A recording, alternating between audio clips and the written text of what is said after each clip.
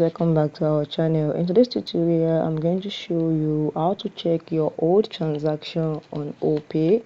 Let's get started. For those who are using OPay account, how do you search your old transaction? How do you find it? Now let me get started. We're going to open our OPay. Okay, this is it. Open your OPay. As you open your OPay, now what you need to do is you need to come here. Come to your transaction here.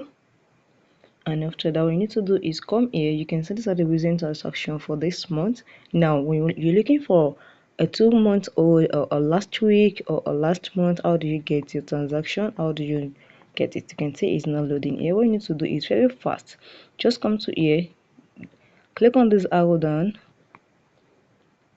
Once you click on this arrow down, then you can just come and do anything here. Is in your 2003, that is last year, or 24, and you can do anything on 3 on 4. You can check anything. Let me show you. Now I'm going to choose on this now and click on confirm.